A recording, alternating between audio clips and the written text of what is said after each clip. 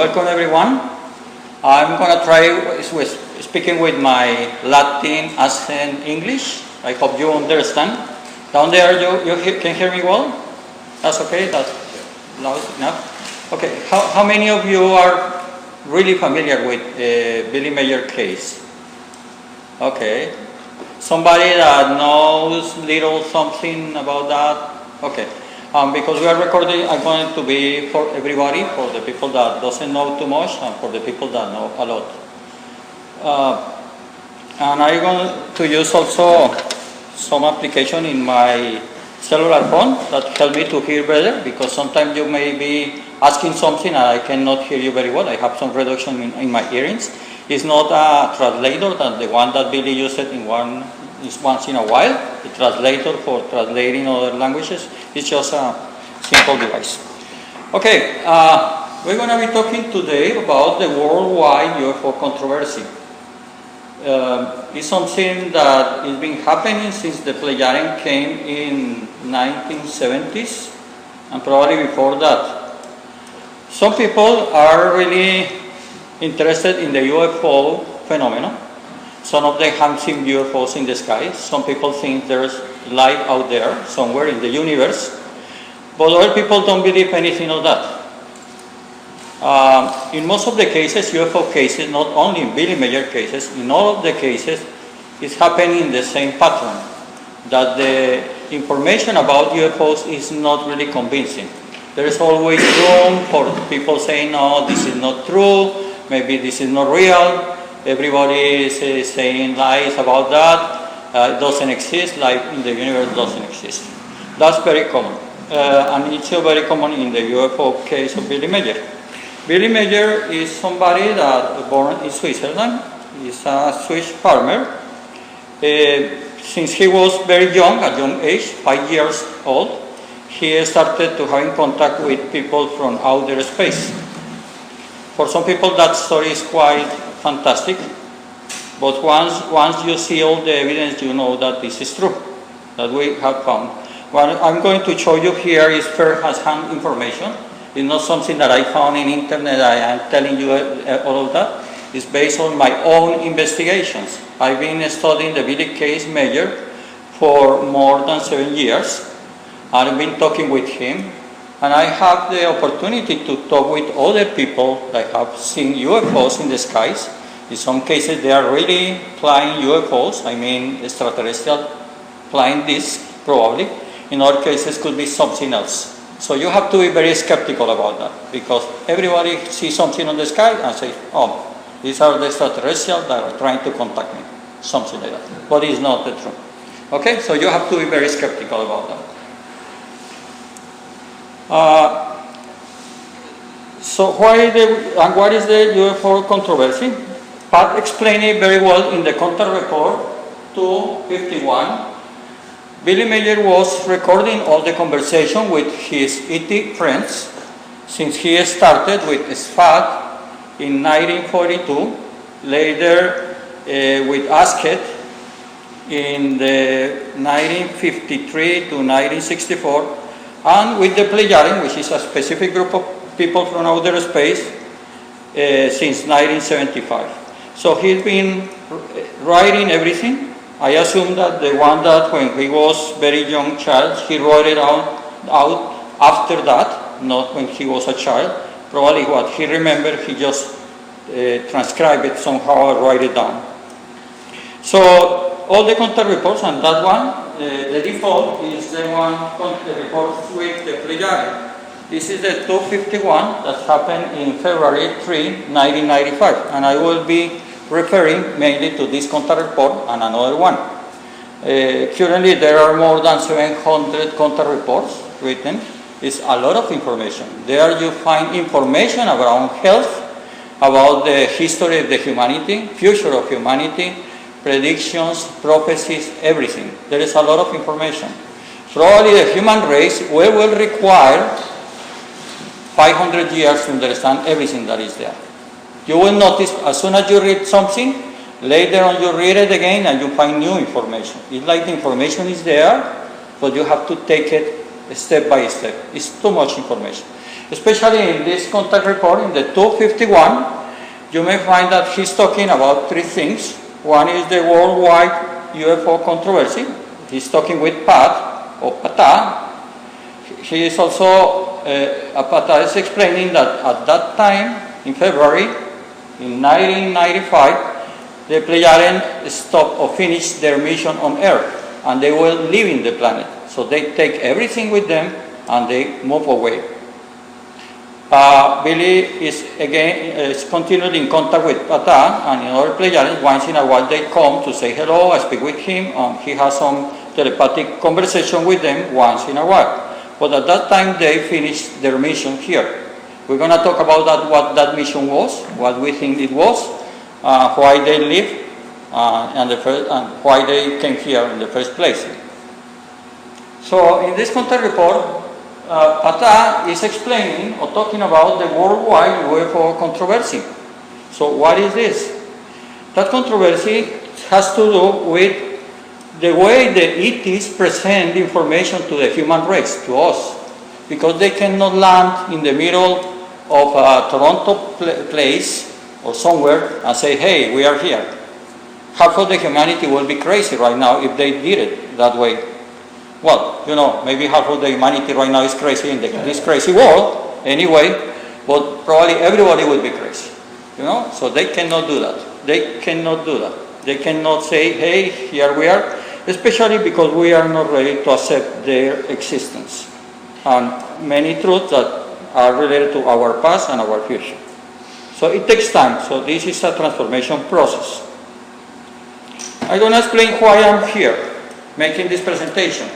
It's about my personal experience. I am an engineer. I am an amateur astronomer. I have been watching the sky for more than 30 years. I was the president of an amateur astronomy association in Colombia, South America, for a couple of years. And I built telescopes, and I how to build observatories. I know all the constellations in the sky. And I have seen the sky for many times, for a long time.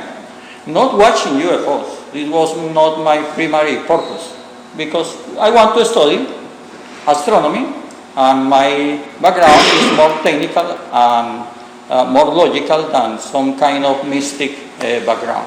So I am very skeptical. I am very scientific in my formation as an engineer. But I saw, or I have seen UFOs at least a couple of times. Something that I cannot explain is something made by the human beings, not even by a military type of device doing the funny movements, something that I cannot explain by any other ways. And I have been also talking with people that have seen UFOs because of my hobby or the study that I've been doing in astronomy. I took some astrophysics and astronomy courses in Colombian Planetarium, an observatory, the National University, and I have some information on that. So some people came to me and say, hey, I saw something the other night, what was that? So many people is coming to me. And I have been talking with 4 people that have been talking with ETs. 4 people, one of them is Billy Meier, and another 3. Some of them from South America, another one from the United States. So what I'm talking is my conversation with these people that have a conversation with an ET. It's not something that somebody created to put in a website to gather a lot of clicks or views from many people. It's something that is a real experience from real people. So that phenomenon is real. And Billy Meier case is the contacting. If you want to learn about UFOs, you don't need anything else. Just Billy Meier case, because he's the one that has much more information than the other ones. So watching the sky, I always ask that question. Does extraterrestrials really exist? Is life out there? Most of the scientists today think life in the universe is there, somewhere, because of the probabilities. In a galaxy that is like a neighborhood that has 400 billion stars only, our galaxy, the Milky Way, there should be a lot of planets with intelligent life there. Some of them with intelligent life, others with primitive life, like us. So all the scientists today believe that there's intelligent life, or could be intelligent life right there. What they don't believe is that not all the scientists believe that they are coming here, because they know the Einstein theory that says that you cannot travel faster than the speed of light. So if somebody, for example, beyond the Pleiadian system at 400 light years away, a trip going back and forth is going to take 800 years. So it sounds crazy that somebody just jumped into space and came here for a little time. But Billy Meier case evidence show how the spaceship jumps from one place to another place in the space. We're going to look at that in one of the videos. It's here, the UFO, and then it's here. So if you jump in the space, you are not traveling. So you are not violating Einstein law. Einstein law said you cannot travel faster than the speed of light. Okay, I am not traveling. I just jumping in the space, opening a door somehow. I don't know how, but I'm here, but then I'm there. I'm not traveling the distance, or I'm not violating Einstein laws. So that's possible, and this is why Billy Meier showed us. So is there life out there? In the past, probably 40, 30 years ago, if you ask that question, most of the people will say probably no, or probably yes. Right now, everybody knows or thinks that could be life out there. Unless you are one of those guys that think that the earth is flat, that they live under the dome, and the little bright spots are something on this dome, and life doesn't exist out there. It's just us in this flat earth. Like there's some people that believe that way. But most of the people, big majority, think that there is life there. Okay, how the life could grow in a planet? It has to be in a habitat zone. Is that area? Let me use the pointer that you gave it to me. So there is a habitat zone. That means that it's not too cold or too warm for having water in the liquid state. So life as us could be developed in that habitat zone. Currently, we know that there are around 3,000 planets in other stars. That has been discovered by the Kepler Space Telescope, which is like a big satellite far away from Earth, watching the sky, taking real-time information for a big area of the space, and looking for variation in the brightness of the stars. What happens if a star system has some planets that surround the planet and moving around that, and if that system, the plane of the orbital movement is, you see it from the edge, from here, from the space telescope, from that one. Once in a while, one of those planets crosses in front of the star. So there is a small reduction of the light from the star. So if the measuring device shows that the brightness of the star is this way, suddenly it goes down and then goes up again because it crossed in front of that. But that could be possible only on the small stars. Small stars like red dwarfs. Red dwarf stars are stars that are smaller than our sun, probably the size of Jupiter, a little bit bigger, but it's a star and it's red color because it's not too hot, doesn't have too much mass, so it doesn't produce too much energy. Okay, so the red dwarf stars has a very interesting characteristic is that because the star is very small, the solar system is also small. So the planets are not like the solar system that is far away, like the Earth that takes 1 year and do one circle around the sun. In these small stars, the planets makes one loop in probably a few hours or a few days. So the probability to see that eclipse or that occultation, or they call it, that planet going in front of the star, is higher in that kind of star. So the information that we have about 3,000 planets is only in small stars, not a big one.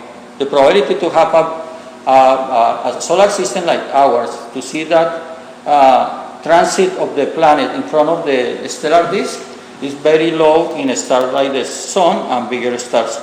That means somebody out there is looking toward the sun with a similar telescope like this one, probably he will notice anything. No planets in the solar system. The sun has no planet because he cannot see it. Because it takes a lot of time until one planet crosses. So with that information, currently astronomers are doing some statistics calculation, and they know that only in our Milky Way we can have around 1 or 2 billion planets based on that. And with that amount of planets, most of them should have, or some of them will be in the habitable zone, and some of them could have life. So, of course, there is life out there. It's very difficult to say no right now. If somebody say no, it could be considered somebody that's crazy. Hey, what are you saying? It's like if I am in Toronto, I get in my apartment, I close my window, I close the curtains, and I don't want to see anybody else, and I say I am the only living creature in this city. I am the only inhabitant in Toronto City. It's as crazy as that. We cannot say that, okay? Probably once in a while we open the window and we see a dog walking around and we say, oh, it is, they're very scared. Okay. Okay, so do ET exist? They are here? Why do you think this is happening? Why most of the people, when they say ET, they think that it's somebody like this, not like her? If you ask somebody come to you and say, hey, the other day I saw in a public park an extraterrestrial, most of the people will think, what's that? No, a normal guy like you and like me. So, but what I have found, talking with Billy Meier and the other 3 cases, the people they have seen are humans, like us. They are very similar to us. Probably are small differences, but they are humans. Why there are a lot of humans out there? Why we are humans too? So people say, no, it's a very strange coincidence that ETs are like us. Why? It's very clear, because they have been here before, and the human race is the combination of a lot of space travelers coming here, back and forth. Some of the people developed here, but some others were travelers from outer space, staying here and making colonies and forgetting about the past, living here and evolving in this planet. So that we are connected with them. So our genes has some commodity or some commonality with their extraterrestrial genes. But they are more advanced than us. They are probably 3,000, 5,000, many thousand years ahead of us. So who are they? In Billy Meier's case, you see, one of them is Están. That was his first contact. Están has already passed away. Están was the father of Parte, and Parte is the father of Saint Jacinth. So this is a family. And Asked, she is not Pleiadian, she is not of the same group, but she is somehow related with the Pleiadian. The Pleiadian, that name comes from the star system where they come from. It's farther away from the Pleiadian system. I think it's 80 light years away from the Pleiadian system. It's not in the Pleiades itself. And we try to think always in the space like a three-dimensional space. Somebody says, I come from Alpha Centauri, so I know, well, Alpha Centauri is a star system that is there. Okay, I know where you are coming. But we have to think that probably they are talking in 4 dimensions, not in 3 dimensions. And the 4th dimension is the time. It's not only the location in the space, but also the time. I can travel to the Pleiades. I can go there right now, but I can travel to the Pleiades if I am a space traveler. I can travel in 1 million years ahead or 1 million years before. If I move in time and space, I can go not only to a location, also to a specific point of time. Okay?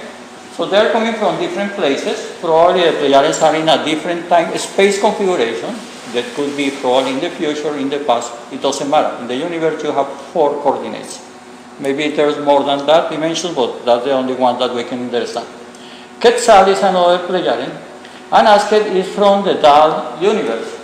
She is a very wise woman. Probably she is like a very lovely white being inside of the body of a woman. She is a beautiful girl. She was with Billy for a long time. And if you want to study more about her, there's an interesting story related with Paul Chang, who was a representative of Cambodia in the United Nations. And there's a lot of photographies that Billy took in an ashram when he was in India. And some people said that only that information is the proof that Billy Meier case is real, because it's impossible that could fake photographs in the 1960s. It's impossible that he has some witnesses that saw the UFOs. News reporter that make an article in a daily magazine or newspaper. So it's impossible that he's faking all of that. So only that shows that that case is real. Okay, so it is right there, yes.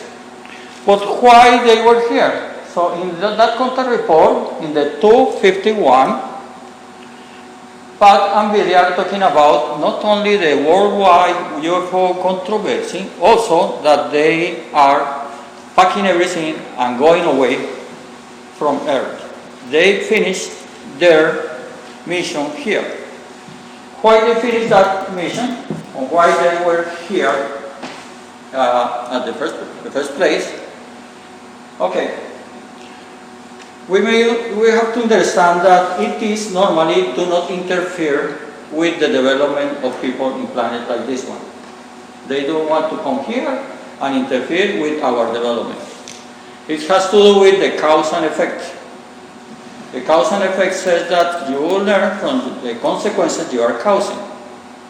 If they interfere here, they take us away our opportunity to learn from our mistakes. So they cannot come here to establish peace on earth. They not come here to make wars on earth. They only here because they want to give spiritual teachings for our development. You may find that UFO in Billy Meier case is the opening door, but what is really important in the Billy Meier case are the spiritual teachings. Is what telling us who we are and how could be better human beings. So why they were here? If there is some kind of policy of no interference, like the Prime Directory in the Star Trek. Are you familiar with that, the Prime Directory in Star Trek? Did you watch Star Trek movies? Prime Directory is you cannot interfere with civilization that in a lower advanced level than us. So there's some kind of Prime Directory that cannot interfere because we have to learn from our own mistakes. So why they were here? Because there was an ET group from the Pleiadian system that established here a long time ago, and they stayed here. Somehow they were isolated, and they were living in the Giza pyramids. I'm not going to talk more in detail about that. You can read about the Giza intelligence in the Billy Meier contact notes. What they were doing when they left. At this point of time, they were no longer here on Earth. So what happened is that the future events of the Earth that has happening from 1995 is something that we need to live for ourselves. We have to be responsible for everything that is happening now. So it's up to us to make this planet a better place to live, or we can have also the choice to destroy this planet. It's our choice. Probably destroying the planet is going to be very terrible. Probably some of us that are here had been living in the past, very long ago, in another planet that we destroyed, and we are having another opportunity to do it fine this time. I don't know. Anyway, so they were here because there was ETs, Pleiadian people, human beings from the Pleiadian system that were interfering with the human race. They caused a lot of problems. So the Pleiadian itself feels responsible for that. So they came here to solve or reduce the impact of what they caused. As soon as they did it, they get away. They still keep in contact with Billy. Once in a while they visit him, but they are no longer here. In general, the ETs are not the guys that are coming here and talk with somebody. So they do it just to probably wake up the conscience of some people, just do some quick appearance in public and then go away. But they will not interfere. They are very smart, they should be very intelligent. It's not enough to not get in contact with us at this point, because we are too violent and they are very intelligent. So they say, oh no, I better don't go there. So that's why they should say. Okay, what happened in Billy Meier case, and it's happening in most of the UFO cases, especially in Billy Meier case, is that there is a lot of evidence that show it's real, but there are also evidence that show it is not real. You see, there is a lot of skeptics. You go in internet and you find a lot of skeptics talking or saying that Billy Meier case is not real. And so you wonder if it's real or fake, but your first reaction, if you see it, if some of you have seen Billy Meier case for the first time, you say, no, this is not real. This is something funny. This is all fabricated. For example, the energy chips. This was a special group of beings that came to visit Billy at his place. They are energetic beings, little ones, half energy, half matter, that they came together, they just joined together, and they, with their conscious, they create a spaceship that is made of energy, and they travel in space-time. It sounds crazy, right? You say, what? What? People that is half energy, and they join together, and they create a spaceship with their consciousness, and they travel everywhere. That was the space beings that came in these energy chips. Pata explained, Billy Meier, that the spaceships from ETs are three types. The first type are the metallic one, is technology, chips, technology, computer, so it's metallic, like the disc that you know, like the Pleiadian one. There is also the energy chips that is made of energy, so their chips are energy that move in space. And there's a third group that is from biological spaceship. So people that are very advanced and they know a lot about biology, they create some kind of trees and plants and everything, and they construct a spaceship made of that. It's very interesting to find somebody in Mexico that said that he was in contact with ETs, and he said that the spaceship looked like a tree. It has a lot of trees inside, so it's quite interesting and quite strange. So it's a confirmation of what Pata says. So in this case, it was an energy. But is real or not? Some people say it's a double exposure. Double exposure is that I take my camera and I take a picture of a lamp or something very bright, and in the same negative, I take a picture. So for example, I can do the ghost effect. I can a picture of you, click, and then put it in the same negative, and I take a picture of Michael, and I see both of you in the same place, but probably you will be transparent because your image will be merged with the image in the background. So it's a very easy, simple effect that we can do with the camera, but not with Billy Meier camera, because it was a very simple one. But some people say he did it, and the reason of that is that the size or the extremes or the borders of those spaceships are very similar to lamps or street lights that he has at his property. Oh, you see, very similar. That one is very similar to these street lights. Oh, what a coincidence. So people say, oh, this is a double exposure. Yeah, it is. Or for example, that, the pendulum UFO. Once you see it, you see a little model hanging from a cord. Somebody is putting here. So some people imagine Billy Meier with a fishing rod, just moving that little flying object, a little model, probably this size, and he was moving back and forth. So this is what many people believe at the first sight. Oh, this is all fake. This is somebody moving that. Or the wedding cake UFO, I call it the spheres UFO, is made with a lot of spheres that look like a Christmas tree balls putting on the top of a garbage can lid or food containers cover that Billy Meier himself has it in the St. Joseph Silver Star Center. He has it there. You go there and you find it.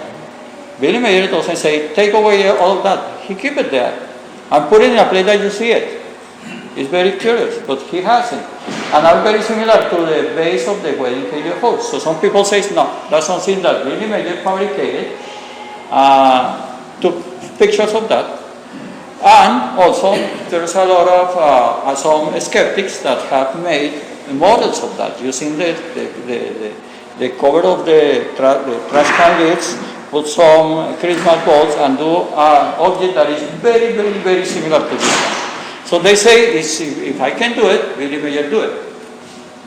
But think about something. I can make a model of the Concorde, you know the Concorde airplane? So everybody's familiar with the Concorde airplane? The one that was built in France. So I can make a model of that, and put it on the sky with a cord and take a picture of that. It looks like the Concorde, right? And I put it with some buildings in the background and take a picture of that. It looks like the Concorde flying in a city. Does it mean that the Concorde didn't exist? So making a model, taking a picture of that is not a proof that Billy Meier did the same. So it's not it's not real, okay?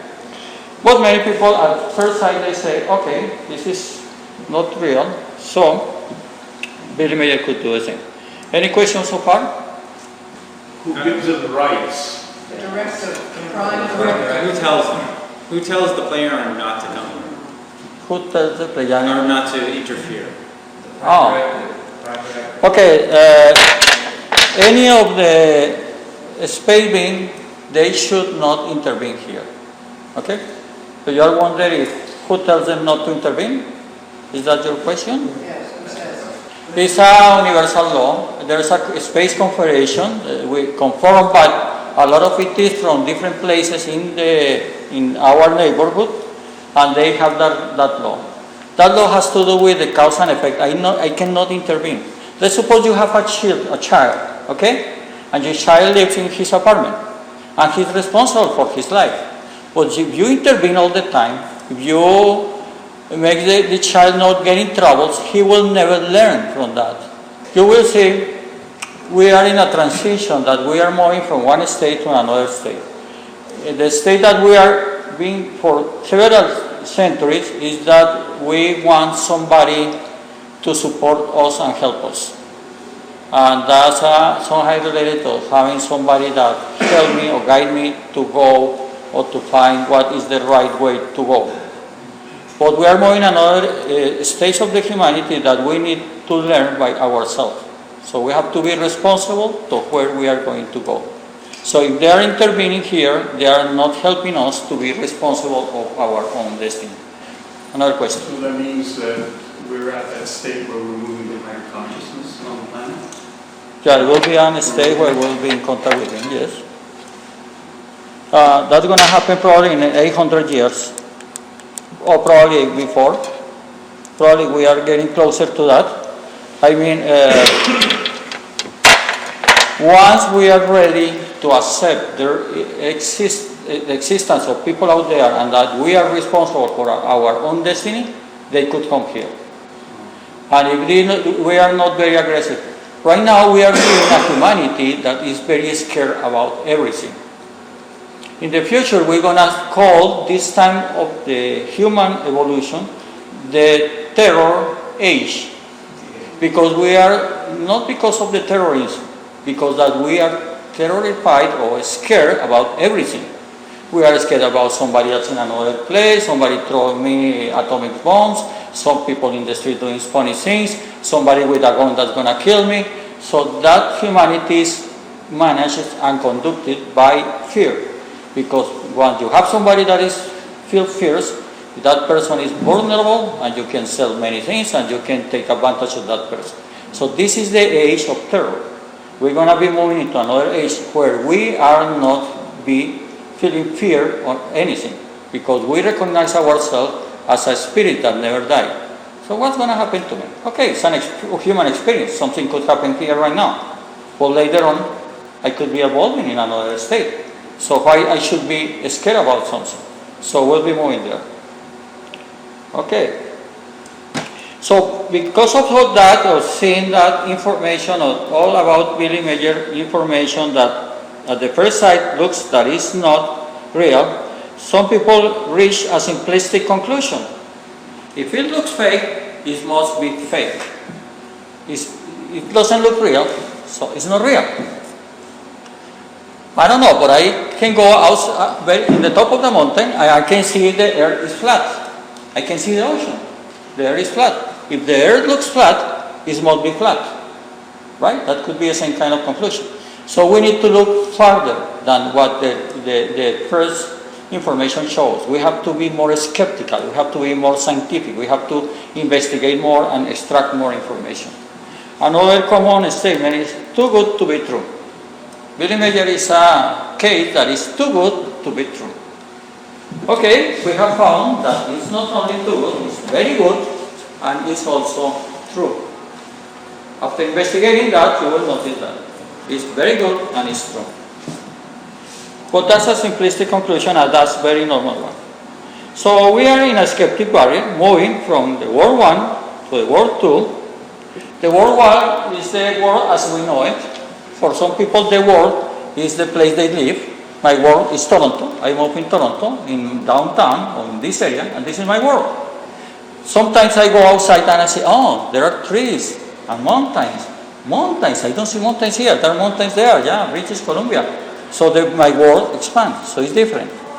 So this is the world that we live, as you know it. But we need to know there's another world. And we recognize that we are living in a universe that is full with life, and we are not wondering if the universe has life. We are recognizing the universe itself is a living organism. There's intelligence, and it's a living organism. So the whole universe is a living organism, and the earth is another living organism. So, and there's a lot of friends out there. Up there, those friends are ETs, people that are there, but do not interfere with us. Let us to learn from our own mistakes, and we are evolving in this planet, and one day we'll be part of interplanetary society. So we'll be going for a weekend to visit a friend in Pleiadian system, or whatever, I don't know. That would be nice, right? Yeah, I know it. Okay, but this looks like a fantasy world, right? This looks like the real world. But there's something in the middle that tries to move that way. Billy Meier case tried to just move from here to here, to recognize who we really are, to recognize what was our past, what could be our future. Billy Meier talked about prophecies, predictions. What he's saying is to help the world to be a better place to live. But there's something in the middle that don't let us see beyond. It's called the skeptic barrier. The skeptic barrier is the barrier that all the skeptics put there.